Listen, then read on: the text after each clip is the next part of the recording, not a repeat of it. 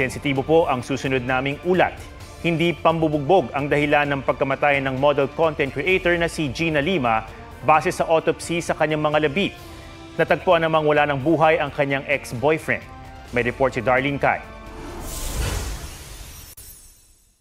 Linggo nang ideklarang dead on arrival sa ospital ang 23 taong gulang na model content creator na si Gina Lima.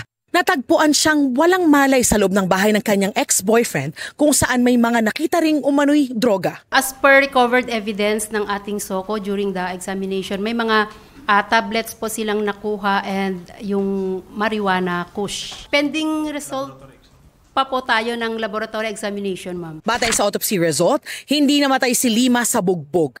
Ang findings po ng autopsy is presence of non-fatal external injuries, presence of heart congestion and congested lungs. Parang bumigay daw po ang puso, parang ganun. Parang humina yung puso niya at saka lungs niya. Kumbaga sa layman's term natin is nanikip yung dibdib. Yun po yung paliwanag po ng doktor. Taliwas yan sa mga kumakalat sa social media na sinasabing namatay raw sa bugbog si Lima. Nilinaw rin ng QCPD na saksi at hindi suspect ang turing nila sa ex-boyfriend ni Lima na siyang naghatid sa kanya sa ospital. Kaninang umaga, natagpuan siyang wala nagbuhay sa kanyang tinitirahan.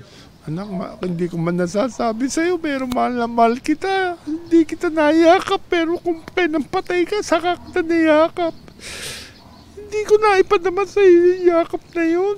Tinitignan namin na isa sa mga naging sanhi ng kamatayan ng pamangkin ko, dahil sa sobrang dami na nag-judge sa kanya sa social media. Sana maging lesson to sa lahat. Maging lesson to sa lahat na hindi kayo dapat nag-judge.